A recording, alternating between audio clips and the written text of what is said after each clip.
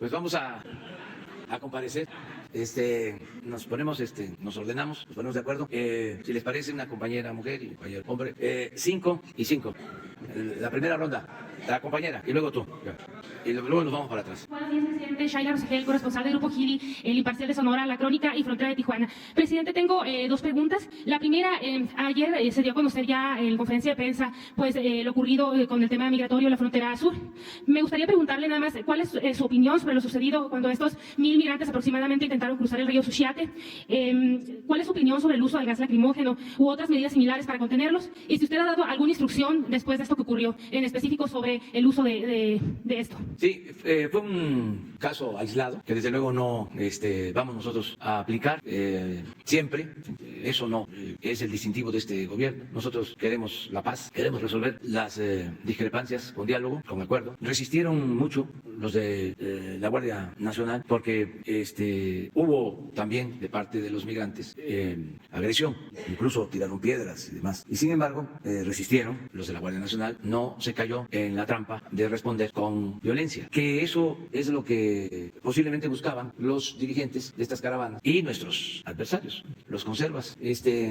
Pero afortunadamente no pasó a mayores. Hay la instrucción de que no se utilice la fuerza. El que no tiene la razón recurre a la fuerza bruta. El que tiene la razón no tiene por qué utilizar la fuerza. Fueron algunos engañados de los que vienen en la caravana. Les dijeron de que no iba a haber ningún problema, que iban a llegar hasta la frontera norte, algunos líderes. Y cuando se dieron cuenta de que habían opciones de refugio, de trabajo en sus lugares de origen o en México y otras opciones, y que no era así, de que ya habían conseguido los dirigentes un pase automático, ¿no?, para llegar a la frontera norte, pues desistieron y voluntariamente están regresando. Ayer regresaron como 200, 300, hoy también regresan otros están aceptando quedarse a trabajar. Algunos que están regresando se les está consiguiendo empleo en Honduras. En fin, eso es lo que puedo comentarles y protegiéndolos. Ayer lo comentaba, no queremos que lleguen al norte y que puedan ser enganchados o víctimas de la delincuencia.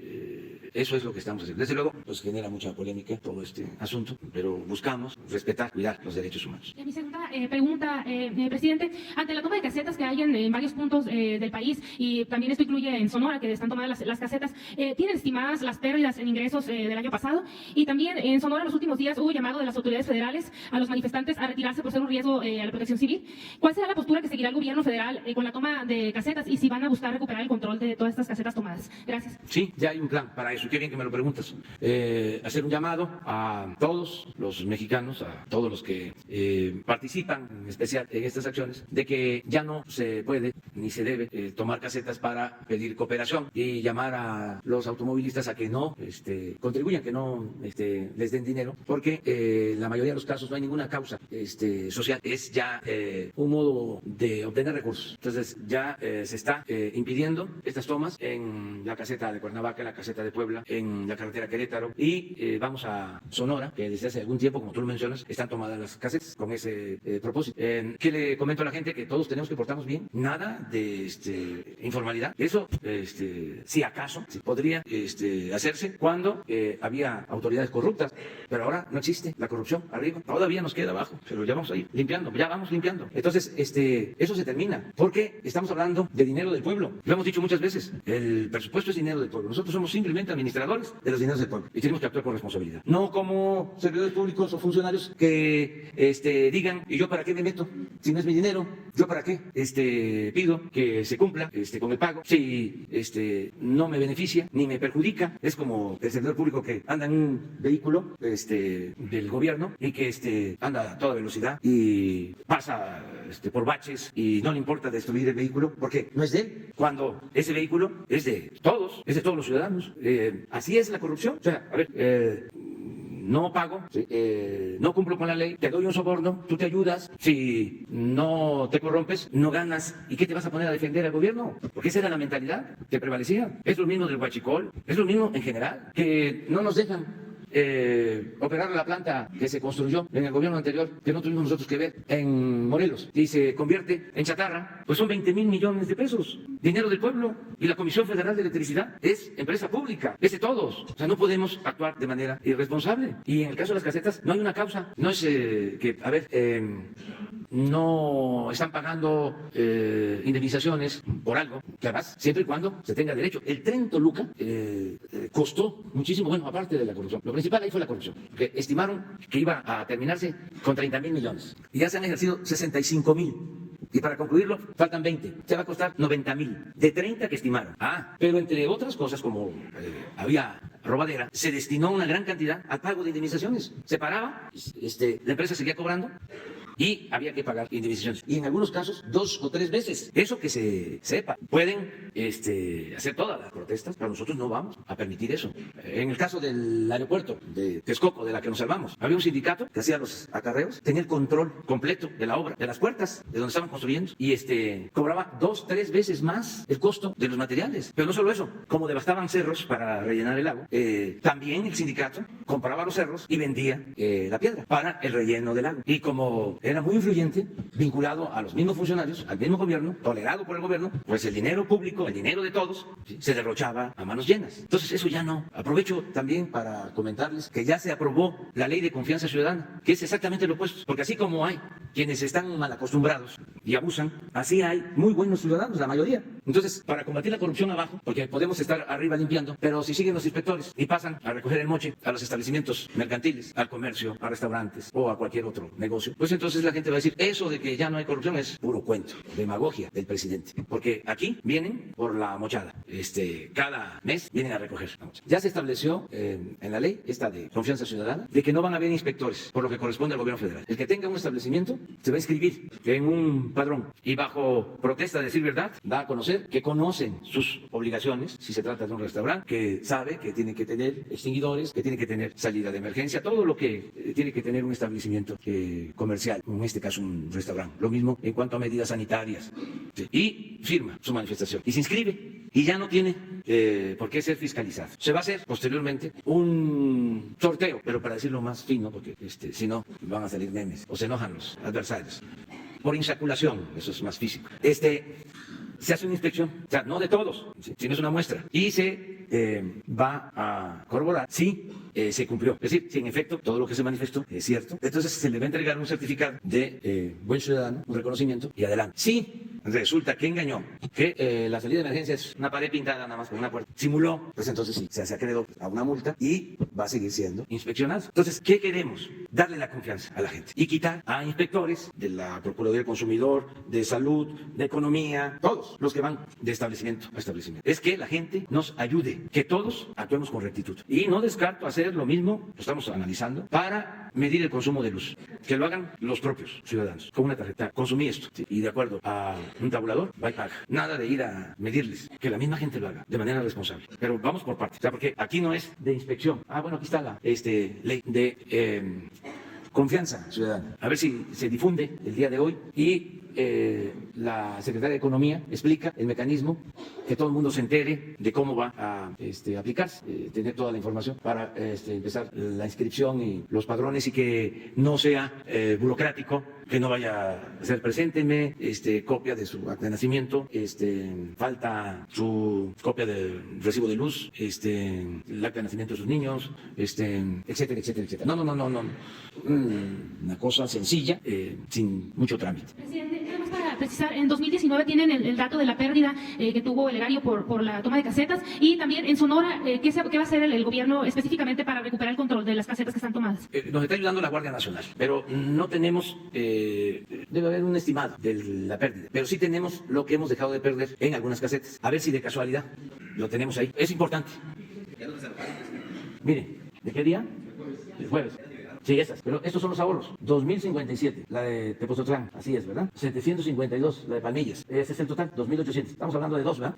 Así. Pero que se sepa, que nos ayude la gente en esto. Desde luego, respetando derechos humanos, sin uso de la fuerza, nada más, presencia y aplicación de la ley. ¿De acuerdo ya? Lo mismo. lo mismo, nada más que empezamos con estas, pero es igual. Presidente, gracias. Luis Méndez de Notimex.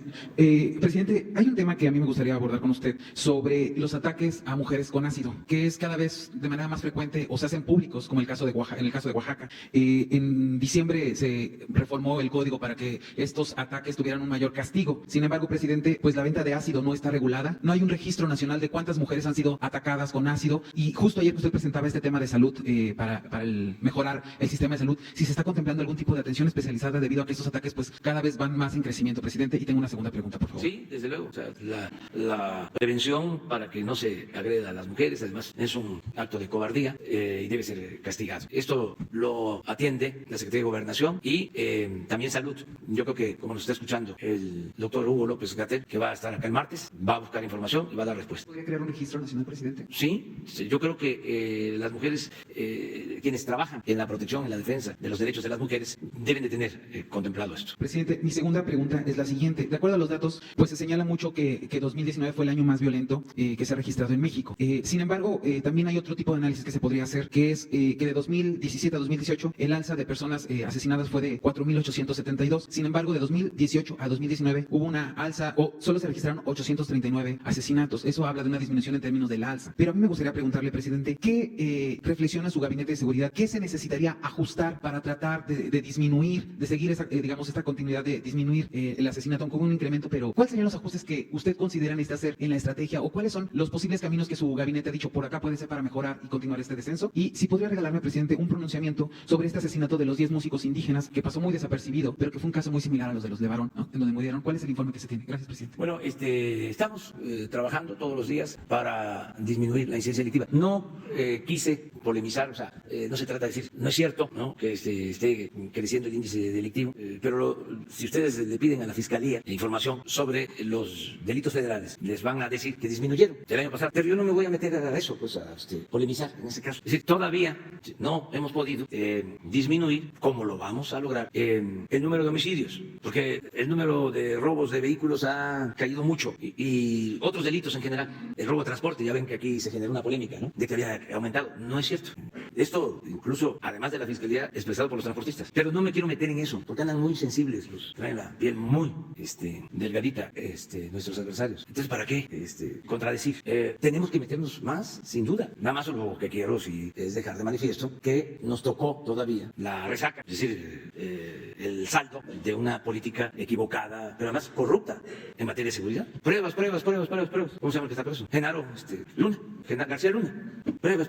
Genaro García Luna. Ya, ¿para qué hablamos más? ¿Qué más pruebas? Entonces, lo que tenemos que hacer es continuar nosotros aplicándonos y se va avanzando. Por ejemplo, se descontroló en los últimos días lo de Guanajuato, se los vengo comentando. Bueno, pero no es nada más decir, se incrementaron los homicidios y es una situación muy delicada, sino que tomamos decisiones. Por ejemplo, en el caso de Guanajuato, se incrementó el número de elementos de la Guardia con el apoyo de Marina y con el apoyo de la Secretaría de la Defensa. Y ya hay más presencia.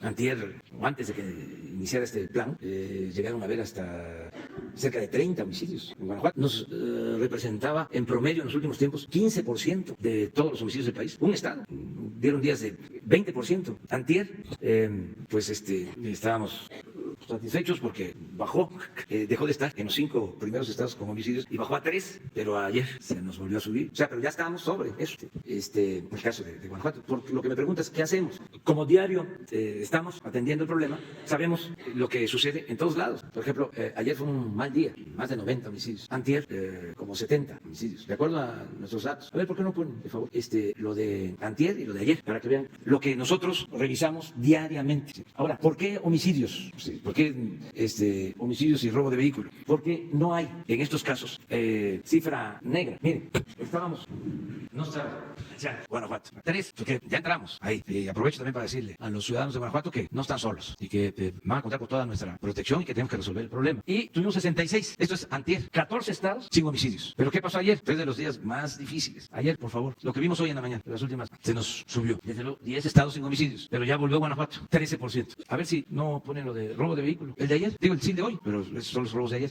Aquí tenemos una disminución considerable, que son los 2 delitos que más tomamos en cuenta porque no hay cifra negra, siempre hay denuncia. Entonces, eso es lo que hacemos. Desde luego, no dejamos Miren, robo de vehículos. Aquí entramos. Pero no se trata de polemizar si vienen aquí a decirnos de que es el año de más violencia. Pues sí, porque no queremos que haya violencia. Y estamos aplicados. Y tenemos ventaja porque no estamos permitiendo la complicidad que había. También en eso se avanza mucho. No es lo mismo Santiago Nieto que el que estaba antes, ¿no? No sé cómo se llamaba, pero por eso, por todo respeto, ¿no? Digo, antes no se daba a conocer lo que sucede en el lavado de dinero. Ahora tenemos hasta que estar conciliando, porque la Fiscalía cuida, porque es su obligación, lo del debido proceso. Entonces hay que buscar el equilibrio entre la transparencia, garantizar el derecho a la información. ¿Sí? Además, yo creo que la vida pública tiene que ser cada vez más pública. Todo esto que hablamos ayuda mucho porque la gente contribuye. No se le puede pedir participación a la gente si no tienen información. Entonces tiene mucha ventaja el que haya transparencia. Es una regla de oro de la democracia. Si la gente no tiene información, pues ¿cómo se les pide que participen? Pero al mismo tiempo, pues hay procedimientos legales que se tienen que cumplir y además muchas veces los presuntos delincuentes utilizan declaraciones para su defensa. Pero sí, sí nos ayuda mucho el seguirle la pista al dinero, que es lo que se está haciendo. Muy lamentable esto que sucedió en Chilapa, Guerrero. Pues es parte de lo que tenemos que evitar por todos los medios. Eso es lo que informó como una de las hipótesis la Fiscalía del Estado de Guerrero. Primero se había hablado de un accidente, se demostró que no, que fue violencia, que los asesinaron. Y la Fiscalía está haciendo la investigación, en este caso la Fiscalía de Guerrero. Ya llevamos 2. No, vamos para atrás, la compañera. Sí, buenos días, presidente. Diana Benítez, del periódico 24 Horas. Preguntarle por un tema que publicamos hoy en seguimiento al caso de Ovidio Guzmán, que vía transparencia le solicitamos a la Sedena copia del momento en que se dio la liberación del presunto narcotraficante. Aquí en la mañanera únicamente nos presentaron el momento en que fue encontrado en el domicilio y no el momento en que fue liberado. En esa ocasión usted comentó pues que si existiese este video se diera a conocer. Sin embargo, la Sedena dice que no cuenta con este video. Preguntarle si en algún momento usted vio en video cómo fue esta liberación y por otro lado preguntarle si ya hay resultados de esta investigación que realizaría la Fiscalía Militar sobre si los que participaron en este operativo habían infringido o no la disciplina militar. Esa sería la primera pregunta, presidente, por favor. Sí, vamos a solicitar a la Secretaría de Defensa que nos informe cómo va la investigación sobre este caso y si tiene la información que ustedes solicitaron y si la tiene, que se las entregue. Gracias, presidente. Y por otro lado, preguntarle también un tema que quedó pendiente. El Fondo Monetario Internacional nuevamente estimó que el crecimiento del PIB en México será de 1% en este año. Preguntarle su opinión y por otro lado, ¿qué medidas se van a tomar de control sanitario por este virus de China que ya está en América presente también? Pues sí, ese es el pronóstico del Fondo Monetario Internacional. Lo respetamos. Vamos a esperar, ¿no?, cómo se desenvuelve la economía. Hay indicios de que nos va a ir muy bien, muy bien. Nos está ayudando bastante el que se haya aprobado en Estados Unidos el tratado comercial. Ayer dio a conocer el primer ministro Trudeau que se acelera, se apresura la aprobación en el Parlamento de Canadá y esto sigue ayudando a crear confianza.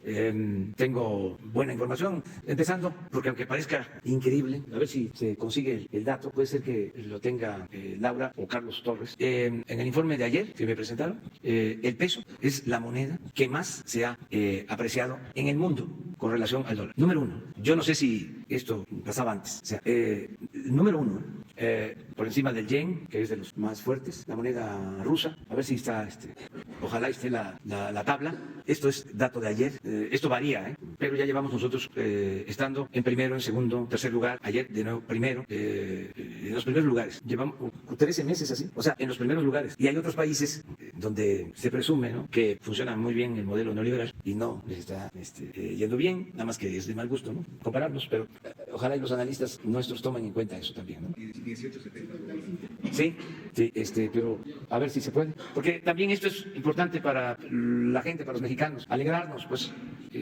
la función de un buen gobierno es conseguir la felicidad del pueblo. Y ya vamos a hablar de la rifa, también, pero todavía no, ahorita no nos metamos en eso porque vamos a esperar. Sobre esto ya hay identificación de lo del virus, 2 casos, uno ya descartado por completo, otro en Tamaulipas que está en observación. Sí, 2 casos, sí. Uno descartado y uno en observación, que también puede ser que no, sí, coronavirus. ¿Cuáles son las instrucciones que estemos pendientes, como lo estamos, al tanto? Miren, aquí está, ahorita vemos, peso mexicano. 20 de enero. peso mexicano en primer lugar, el rublo ruso, el tailandés y creo que es el yen el cuarto, japonés. Pero así está, con relación al dólar. Estos somos. Hay otro que está hay otra gráfica, bueno, a ver si se puede, en donde aparecen los países abajo, que es de barras. Esa, es eso lo que se ha ganado la apreciación del periodo. El rublo ruso, el tailandés, sí, es el yen, del 30 de noviembre al 20 de enero. Entonces, les decía que lo del coronavirus está siendo atendido. Ayer ya se descartó un caso. Si tenemos más información, hoy se da a conocer, mañana también, ¿sí? Tenemos el informe, nada más, se los va a dar Jesús. No se sabe exactamente, o sea, sí hay un dato, pero no quiero yo ahorita decir algo si no hay, no tenemos elementos. ¿Mande? No sé el otro lugar, pero sí sé de Tamaulipas. Bueno, a ver, pero vamos a proponer, ¿a dónde íbamos? Nos falta un compañero. A ver, el señor, ya tiene tiempo, sí, que no tiene la palabra.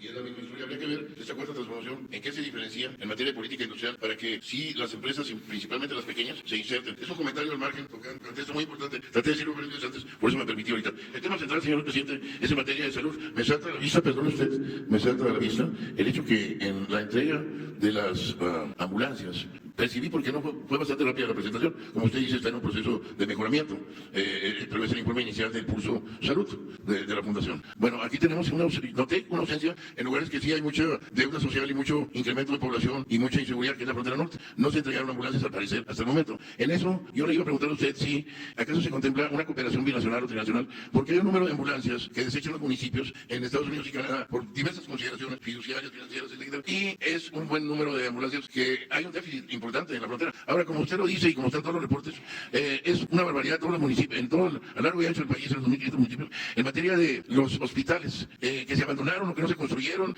va a tener que ser un esfuerzo muy grande. Pero aquí, y en colación a la fiscalización, hay una figura que se llama auditoría social, que también va en lo que está haciendo SEDATU en la frontera, porque ahí también no hay noticias muy halagadoras. Le quiero decir que en los problemas que está haciendo SEDATU en la frontera hay retraso, hay cancelación de parques de béisbol incluso. No voy a citar los datos específicos, pero se está haciendo el esfuerzo por recuperar áreas públicas que nunca se había hecho, sin precedentes. Pero las obras, y otra cuestión es que si se tomó en cuenta que que la obra fuera contratada por empresas locales, no que hagan, como dice usted, el anticipo, se van y dejan la obra frenada. Hay otras consideraciones en materia de salud, pero las dejamos por este momento por consideración de tiempo. Gracias, señor. Sí, mire, es interesante lo que plantea de las ambulancias. Tenemos un déficit de ambulancias, faltan ambulancias. Yo también a veces hablo físico, déficit, superávit. No, falta, es déficit. Superávit es cuando se tiene de más. ¿Sí? Bueno, faltan ambulancias. Ahora, nada más lo toco así para que no se vaya a convertir otra vez en el tema central, pero el caso del avión, lo que queremos es que nos paguen con equipos médicos y entre esos equipos están las ambulancias. Tenemos un estimado de los equipos que podríamos tener vendiendo el avión o rifando el avión. A ver si el director del INSABI nos manda la información, si nos da tiempo, de el tipo de equipo médico que se obtendría a cambio del avión y de todo el equipo médico que se requiere en los hospitales. Porque de acuerdo al avalúo, el avión cuesta 130 millones de dólares, son como 2.500 millones de pesos. Ya se sabe que en este caso, por ejemplo, son, entre otros equipos, son 250 ambulancias, cuántos equipos de rayos X, ya tenemos hecho el inventario, a dónde irían, qué hospitales necesitan las ambulancias y los equipos médicos, pero es mayor el número de equipos que se requiere y de ambulancias. Sería como para 3 aviones de estos grandes, pero como se van a vender 72 y helicópteros, creo, pequeños, y hay unos que valen porque costaron 6 que compraron el sexenio pasado, cada uno 1.000 millones. Y los helicópteros, 6 también que compraron el sexenio pasado para transporte de servidores públicos, también a razón de 1.000 millones por helicóptero. O sea, 6 aviones y 6 helicópteros, 12, son 12.000 millones. Lo que costaron en 10 años de Calderón a los últimos años del gobierno anterior, se ejercieron 100.000 millones de pesos en compra de aviones y de helicópteros. Muchísimo dinero. Ahí incluyen aviones y helicópteros para el ejército, la marina en general, pero fueron 100.000 millones. Fueron hasta una ceremonia para conmemorar la toma de la Bastilla y les hicieron los franceses un desfile porque tenían los franceses en su papel, ¿no? Querían vender helicópteros, pesos, 100.000 millones de pesos. Y compraron los helicópteros franceses después pero ojalá y tengamos, porque eso es importante. O sea, lo de los aviones es para hospitales públicos, donde se atiende la gente humilde, donde se atiende la gente pobre. A ver si de una vez. Perdón, además complementando la situación que en la materia de la transición del Seguro Popular al Instituto de Bienestar, se ha detectado en el noreste de México, también en la región, pues en Nuevo León, en Tamaulipas, se ha registrado un problema serio de pacientes de cáncer de mama que quedan un poquito como en la transición. Entonces, la recomendación, en base a lo que se dice, que se nos ha incentivado que le informemos lo que dicen, está la situación de hospitales importantes, como en San José, en Monterrey, y que tienen ese déficit de atención ahorita. Entonces, pues nada más era... Sí, estoy muy consciente de lo que estás planteando. O sea, de la atención al cáncer de mama, detección y atención al cáncer de mama, que lo atendía el Seguro Popular a través de convenios con empresas médicas. Pues ahora lo estamos atendiendo, va a seguir ese servicio. Miren, esto es el equivalente al avión. En equipo médico, resonancia magnética, 6. Este es un costo estimado también por equipo, 210 millones. Angiógrafos, 6. Tomógrafos, 10. Aceleradores lineales, esto es para el cáncer. Aquí está, ambulancia, 250. Rayos X, 130. Cama, 998. Esterilizadores, 71. Ventiladores, 435. Mastografía, 13. Camillas, 1000. Lámparas quirúrgicas, 291. Mesas quirúrgicas, 181. Esto es el avión. Pero hay otra, no sé si, de toda la demanda, a ver si no las... O sea, no alcanzamos a cubrir. En el caso de ambulancias, necesitamos como 700, 800. Porque hay hospitales que no tienen ambulancia o tienen ninguna. Estoy hablando del medio rural. Y si hay que trasladar de emergencia un enfermo, no se puede. O está en el taller. Entonces, por lo que comentas. Sí. Pues eso es todo. Mujer, a ver, de una vez. Ya con la compañera llevamos 5 y nos vamos para... Gracias, presidente. Buenos días. Quería preguntarle qué proyecto tiene su gobierno para el tema de la explotación de litio. Ya se entregaron algunas concesiones en el pasado. Ya hay compañías extranjeras, chinas y canadienses, trabajando en la explotación de este material que se ha convertido en muy valioso para la tecnología. La llaman el petróleo blanco. ¿Qué planes tiene su gobierno para la explotación de los yacimientos de litio que hay en México? Ya tiene Economía un plan. Le vamos a pedir a la Secretaría de Economía que nos informe sobre esto, en particular lo de el litio, de Sonora y de otras partes. ¿Tiene previsto entregar más concesiones para la explotación de este material, en particular en este sexenio? Vamos a esperar. Por lo pronto, no estamos entregando concesiones. Estamos revisando el uso que se le está dando a las concesiones que se otorgaron, porque fue excesivo lo de la entrega de concesiones, sobre todo para la minería. Se llegaron a entregar 90 millones de hectáreas de concesión, el 40% del territorio nacional. De exceso.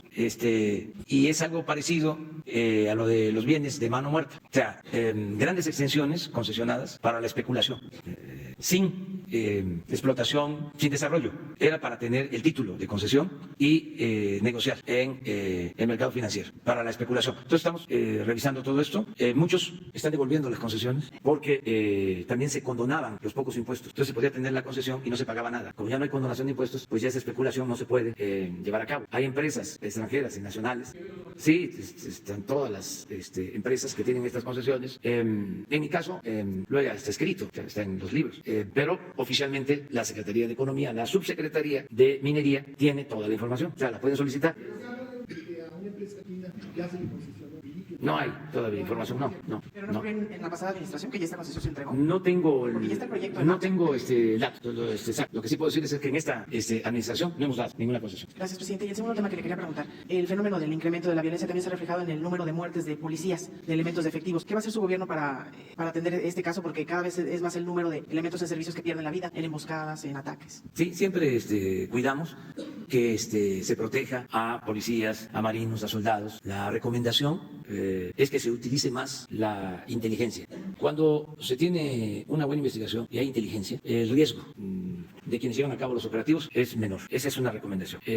Y también se evita el que haya masacres, porque si se empieza a disparar a diestra y siniestra, hay muchas pérdidas de vida. El índice de letalidad, por ejemplo, se incrementa. Nosotros no tenemos índice de letalidad elevado. ¿Qué es el índice de letalidad? Es cuando hay un enfrentamiento, ¿sí? Y son más los muertos que los heridos y que los detenidos. Eso pasó mucho en el sexenio de 2006 al 2012. O sea, porque había consigna de rematar. Habían expresiones de que los altos mandos de decir, esto lo comento porque se calla, pues ahora están esperando que haya un agravio, una violación de derechos humanos contra los migrantes para hacer un escándalo, ¿no? Un grande, nacional, internacional.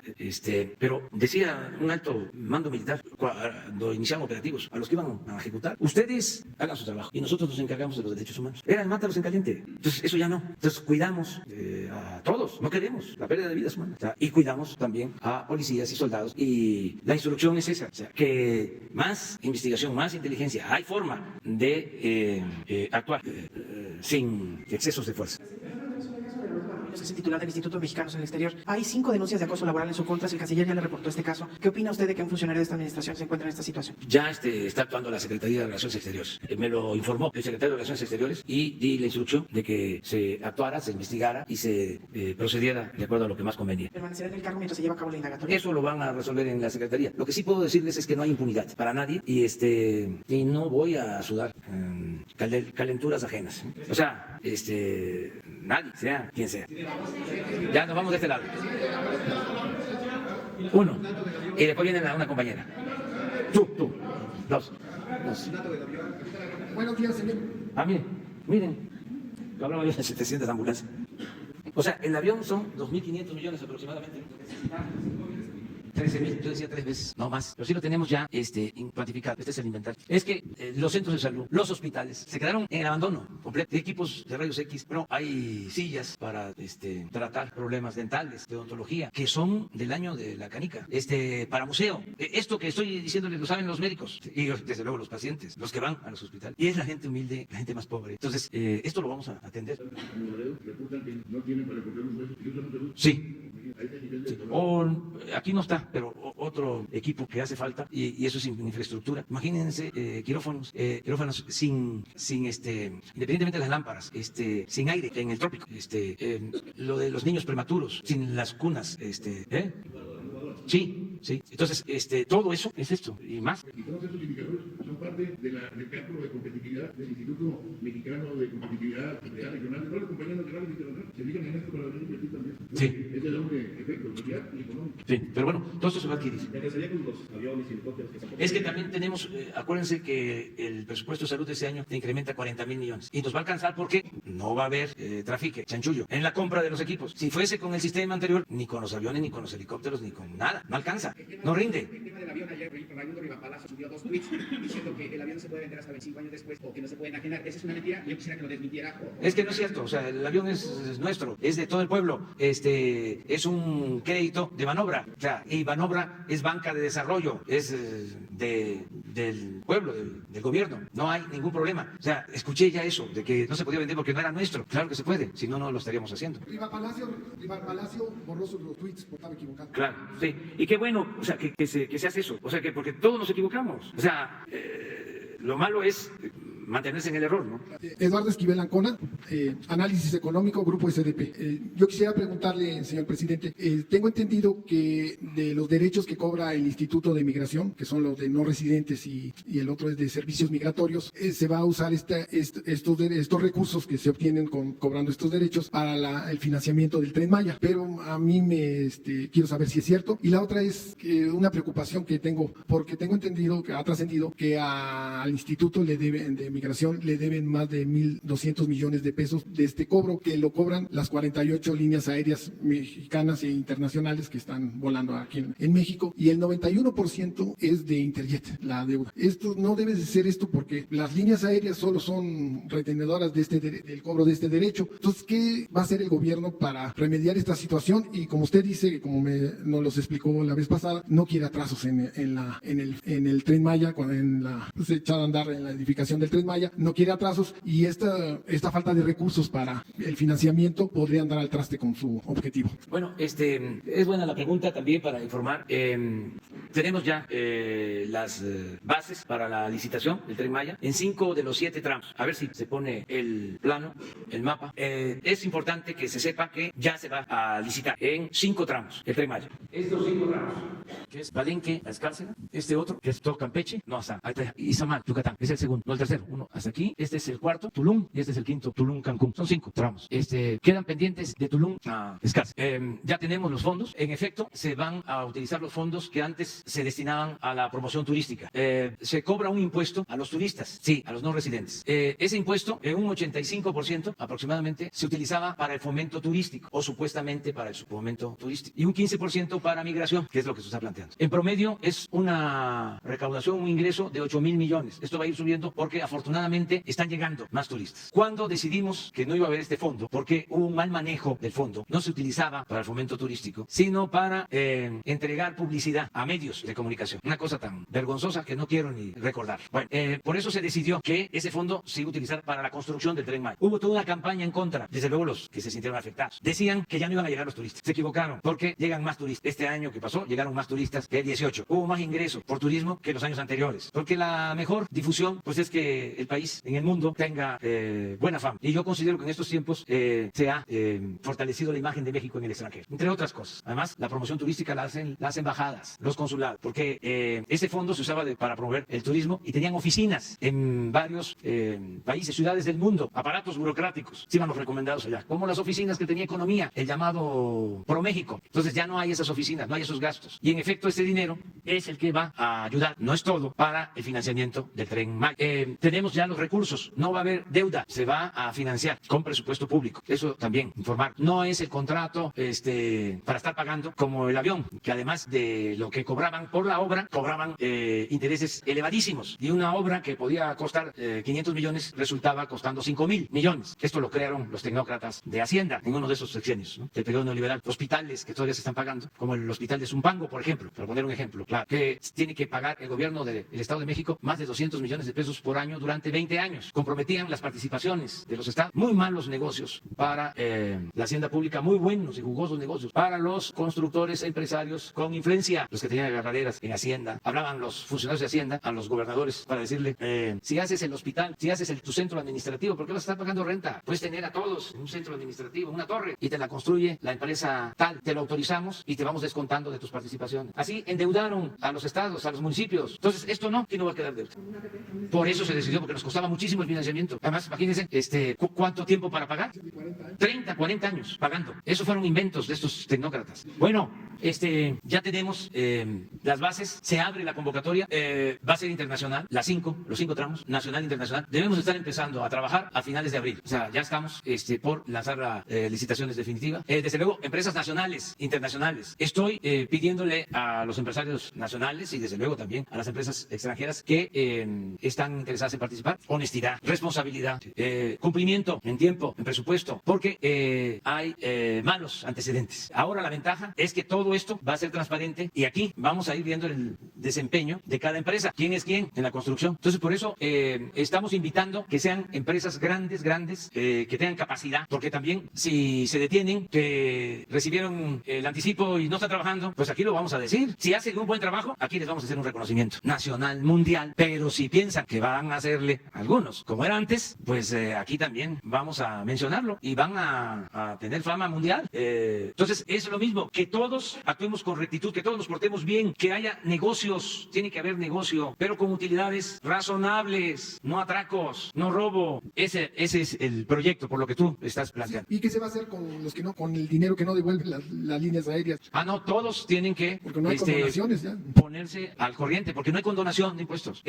Algunos estaban con la sonda en la mano, ¿no?, viendo si era firme o no, el fondo. Ya se dieron cuenta. O sea, no va a haber privilegios. Tienen que pagar los impuestos. Ya no es el tiempo de antes. Era una vergüenza. Grandes empresas, grandes bancos que les condonaban los impuestos. Miles de millones de pesos. Mientras los trabajadores y el pueblo raso tenían que estar pagando. Eso se termina. Eso ya está prohibido. Por eso se reformó el artículo 28 de la Constitución. Están prohibidos los monopolios, está prohibido la condonación de impuestos. Y va a haber sanciones si no lo hacen. Claro, porque además ya es delito grave y no es amenaza, ni siquiera es advertencia, es información, ya es delito grave la defraudación fiscal, no hay derecho a fianza. Entonces es mejor que todos se pongan al corriente y no sirven las influencias. No es que yo tengo muy buena relación con el secretario de Hacienda, con el consejero jurídico, con la secretaria de Gobernación. Ya no es así, porque el de Hacienda, el consejero jurídico, la secretaria de Gobernación son gentes íntegras, que no le busquen, no hay nadie. Y no se atreve un funcionario a hacerme un planteamiento de eso, porque se va al carajo, O sea, ya no hay ninguna posibilidad. Hay que cumplir con los compromisos. ¿Saben que antes las empresas, no todas, desde luego, no se puede generalizar, pero había empresas que salían adelante porque su ventaja era, o su ganancia, que no pagaban impuestos. ¿Cómo no va a salir adelante una empresa así? Si no paga 2.000 o 3.000 millones de pesos de impuestos al año, pues estamos hablando de grandotas, pues claro que hay utilidades, que comparación con una empresa pequeña, microempresa, tiene que estar pagando impuestos, por eso no resisten si administran mal, si hacen una compra de mercancía incorrecta, y hay mortandad de negocios porque no pueden con los gastos, pero los de arriba, sin problema de nada. Entonces todo eso ya se terminó. Ayer tuve una reunión con todos los servidores públicos del SAT y vimos metas de recaudación y hablamos de estos temas. Ninguno de los directivos o directores del SAT está bajo sospecha. Y estamos limpiando aduanas y haciendo una limpia general, pero no terminamos, pues bueno, ahí vamos a avanzar. Bueno, otra pregunta, señor presidente. Ayer Pemex colocó un bono de deuda. ¿Esto no acrecentará la deuda de la petrolera? Y tuvo gran éxito esta colocación, entonces me gustaría ver si puede hablarnos de Sí, eso es una buena noticia, pero yo creo que la dirección de Pemex puede informar. Se colocaron bonos de deuda de Pemex a tasas bajas. Cuando llegamos teníamos que estar pagando tasas en Pemex del 8%. Esta colocación, aunque fue hasta 40 años, la tasa es de 6, o sea, 2 puntos abajo. O sea, y no significa, para que quede claro, aumentar deuda de Pemex. Sí. Un refinanciamiento. O sea, es algo único. O sea, participaron bancos y participaron financieras. Presidente. Va a informarles sobre esta operación Comunicación Social. Pemex les va a informar, porque fue importante. Buenos días, presidente. Nancy Flores, de la revista Contralínea. Preguntarle sobre Pemex y el grupo PMI. En Vigo, España, hay un conflicto desde octubre del año pasado por el tema del astillero Hijos de J. Barreras. Si le han informado sobre este tema los directivos de Pemex, sobre todo porque se había hablado ya en diciembre de que se iba a ceder ya el control a la transnacional Ritz-Carlton. Si usted ha estado enterado cómo se está dando esta transición, si Pemex está perdiendo en esto, porque finalmente ese accionista tiene el 51% de acciones, y cómo se está dando todo el tema para que no se genere un conflicto internacional. Y si me permite otra pregunta, gracias. Sí, estoy enterado. En lo general están cambiando también en Pemex los procedimientos y también los servidores públicos. Habían servidores públicos en Pemex Internacional que llevaban 30 años y ya llevaban mucho tiempo. Ya se renovó la dirección de Pemex Internacional. Y una de las cosas que le damos fue astillero en España, en condiciones también muy desventajosas para Pemex. A pesar de tener mayoría, la decisión la tomaban los otros socios, y todo eso se está ordenando ya.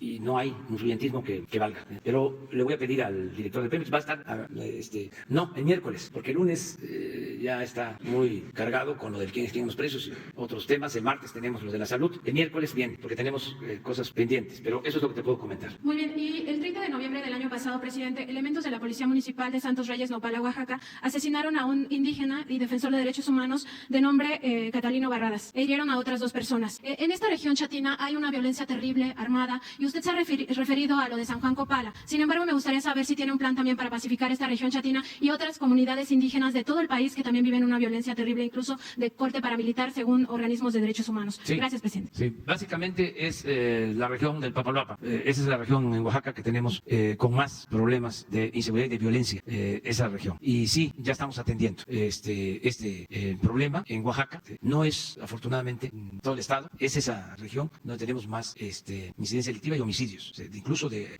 autoridades. Ya se está atendiendo esto. Es la región del Papaloapan y la región chatina, como tú lo planteas. ¿Y de las otras comunidades en el país que también sufren violencia y que son indígenas, también tiene plan para pacificar? Sí, desde luego. Pero hay una cosa que es interesante. En las comunidades indígenas es menos la violencia. Que esto tiene que ver con la cultura. O sea, a más cultura, menos violencia. Así como lo estoy planteando. Como también podemos decir, más desarrollo, menos violencia. Más bienestar, menos violencia. Más cultura, menos violencia. Cultura, no educación. O sea, aquí siempre pongo el ejemplo. Fui jefe de gobierno en la Ciudad de México. En Milpalta no hay la violencia que hay en la Cuauhtémoc. Pero en Milpalta se mantienen las tradiciones comunitarias, la cultura. Entonces, en general, en las comunidades indígenas hay menos violencia. ¿Dónde hay más violencia? Donde hay más descomposición social, donde hay más desintegración de las familias, donde está roto el tejido social. La vida comunitaria es mejor.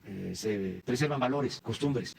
Y no hay, por ejemplo, policías. De los 570 municipios de Oaxaca, policías así como los conocemos, deben haber de los 570 municipios, pues en la mitad. La otra mitad son topiles, son jóvenes que están dando servicio, porque dan servicio a la comunidad. Son instituciones como el Tequio, el dar servicio, mantienen esos valores.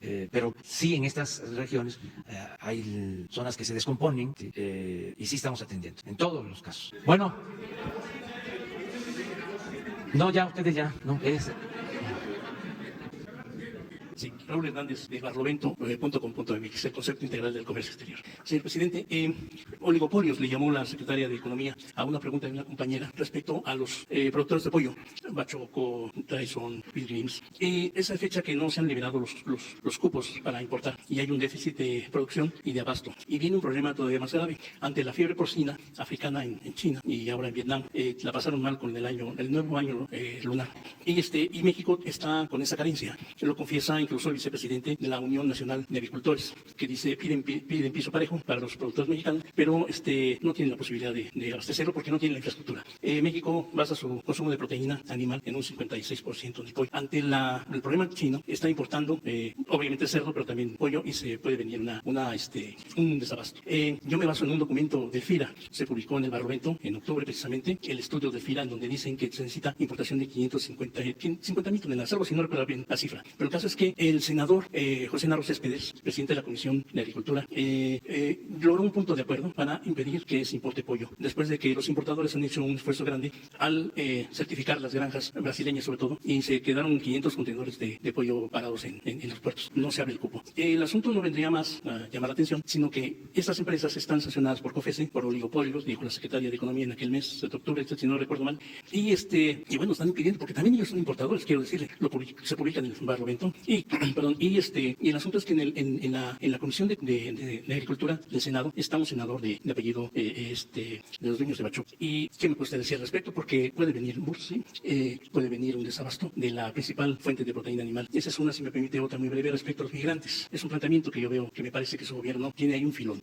La secretaria, la titular de la CEPAL, aquí mismo en mayo del año pasado, si no me recuerdo mal, dijo que los mexicanos, nuestros paisanos en Estados Unidos mandaban el 10% de lo que ganan. Si mandaron 34,000 millones en este año pasado, quiere decir que se quedaron 310,000 allá, 310,000 millones de dólares. ¿Qué me puede decir usted respecto, si lo tiene calculado de esa manera, el asunto de los migrantes sudamericanos con el ofrecimiento que está usted haciendo de darles trabajo y darles ocupación? ¿Qué cifras tiene usted al respecto? Porque me parece muy interesante. Si los migrantes obedecen a ese tipo de llamado que usted hace, se van a quedar trabajando aquí y van a generar una riqueza también para el país. ¿Qué cifras me tiene al respecto? Gracias por sus respuestas, señor. Sí, bueno, lo primero, yo no tenía esta información, qué bien que lo da a conocer, y le vamos a pedir a la Secretaria de Economía que nos informe, porque sí, en efecto, tenemos que evitar una crisis de desabasto de pollo, porque es el alimento básico, desde luego después de la tortilla, pero es importante cuidar lo del pollo. No hay influencias, o sea, puede ser que estén diciendo, comentando, ¿no?, que la política de importaciones tenga que ver con intereses, pero no es así. Nosotros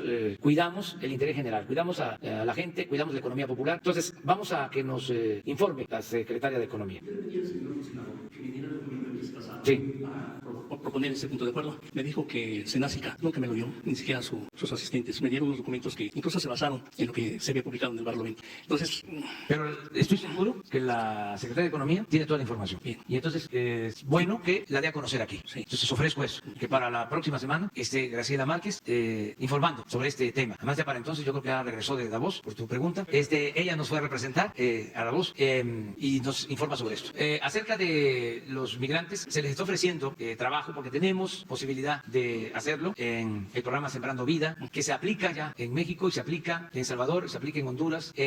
Lo mismo, jóvenes construyendo el futuro. O sea, hay opciones de empleo. Algunos se están quedando a trabajar. Además, no es nuevo. Muchos trabajadores centroamericanos trabajan en México, en la frontera sur del país. ¿Votaban por el PRI también? Los usaban antes, pero no sé qué partido. Pero para eso les daban credenciales, pero eso es otra historia. Nosotros estamos ofreciendo que todo el que quiera quedarse tiene su empleo. Ya sea en el sur, hay empleos en las maquiladoras, tenemos un acuerdo con las empresas para que se reserven plazas para migrantes. Es empleo, es atención médica, es refugio, regreso asistido, protección, o sea, todo lo que podemos hacer, lo estamos haciendo. Pero tiene una cantidad calculada de esa acción de beneficio a... Sí, tenemos el informe constante. ¿No sabe la cifra que nos pidió? No, pero sí vamos a pedir a Relaciones que nos informe sobre todo el plan de migración. Ya lo están haciendo. Ayer informaron, pero si es necesario también aquí con nosotros. Bien. ¿Sí? Muchas gracias. Muy bien. A ver, completo. Universal. ¿Cómo se llama? Derecho de... Por alusión al medio. Alusión, Muchas sí. gracias. Solamente para compartirle y hacer la precisión, usted ayer mencionaba que no había ninguna voz cuando se compró la avión presidencial. Hicimos una revisión en la biblioteca y encontramos la primera plana del Universal de junio de 2012, donde se da cuenta de la venta del avión, el financiamiento. Pásame, porque es interesantísimo. Javier. Junio de 2012. En ese entonces se calculaba que el avión podría costar hasta 10,000 millones de pesos, el financiamiento con manobras y solamente para Sí. dejar constancia. ¿No lo podemos subir a la pantalla? Que es muy interesante esto. Reemplazo aéreo. Costará 750 millones de dólares. ¿Cómo lo buscas, Jesús? ¿Ya lo tienes? Ahí está.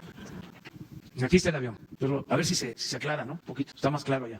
Miren los tiempos, ¿no? Aquellos. Sacan lo del avión, dan el informe. No hay editoriales. No hay opinión. Es la información. Como tiene que ser periodismo, pues. Bien hecho. Y miren acá. De pura casualidad. Miren la otra nota. Bueno, pero que se vea bien. A la fecha, es muy interesante la fecha, porque comprueba lo que hemos aquí expresado. Lo compra Calderón después de la elección, del 12, ¿sí, verdad? Del 12, pasando la elección, deciden comprar. A ver, súbele para ver la nota. A ver, ¿por qué no la lees, la nota? Porque, a ver si hay un cuestionamiento, ¿sí? O es nada más la información.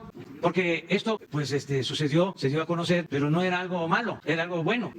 A ver, ¿qué dice? El gobierno federal aprobó la compra de un nuevo avión para las giras internacionales del presidente de la República. Párate. Giras internacionales. O sea, no se usó para giras internacionales, muy poco. Iban a Oaxaca, a Guadalajara, que es uno de los cuestionamientos. Ese avión tenía que usarse para giras internacionales, o sea, para volar en promedio 5 horas. O sea, estaba sobrado. Pues además era un exceso levantarlo y volverlo. Sigue, por favor. Sí, tendrá un costo de 750 millones de dólares, casi 10,000 millones de pesos. Eso por el financiamiento, lo que estamos hablando. Fuentes consultadas por este diario señalaron que se trata de una decisión de Estado, ya que la aeronave no será empleada por el actual mandatario. La aeronave será entregada en 2015 a mediados de la próxima administración presidencial. O sea, es para la próxima administración. O sea, se le entrega al nuevo monarca seccional. El aparato previsto es un nuevo modelo de Boeing 787, del cual solo hay un prototipo hasta ahora. Un prototipo hasta ahora. Por eso es muy difícil venderlo, porque no se puede readaptar, reconvertir para volverlo de pasajeros. Está hecho a la medida por pedido. Por lo que será un avión único en el mundo y el gobierno mexicano Repite eso. Por lo que será un avión único en el mundo y el gobierno de México se convertirá en su primer usuario. Único en el mundo. La inversión incluye modificación al avión y la instalación de un sistema de seguridad. Para la transacción se ha pensado en un arrendamiento financiero, el cual será cubierto por el Banco Estatal Banobras durante un periodo aún no determinado. Sí. Funcionarios de diversas dependencias, tanto civiles como militares, evaluaron hace unos días la opción de compra y durante la reunión se llegó a la aprobación. Personajes cercanos al encuentro mencionaron que la decisión se tomó después de una amplia reflexión. Profunda. Reflexión. Sigue. Acerca de la tecnología y antigüedad de las actuales aeronaves que transportan al Ejecutivo Federal. Estaban convertidas en chatarra, ¿no? Las anteriores, y había que tener uno nuevo y grandote, porque se pudo haber comprado uno más pequeño, ¿no? ¿Mande? Sí, tenía que. La Presidencia de la República dispone de dos aviones, el TP-01 y el TP-02. El primero de ellos fue construido en 1987 y el segundo en 1989. La aeronave es la misma para la cual la Defensa Nacional solicitó el 5 de julio fondos a la Secretaría de Hacienda, como informó el lunes pasado el Universal. En 2011, la Defensa ya había pedido recursos, pero esa vez obtuvo una negativa. Para este año, el costo destinado era de 3,682 millones de pesos a pagar en un plazo de 2 años. Ahora no se ofrecen los detalles de los adeudos a cubrir. De acuerdo, pero de todas maneras sí salió información. Ya, ahí nos vemos mañana. Adiós. Mañana.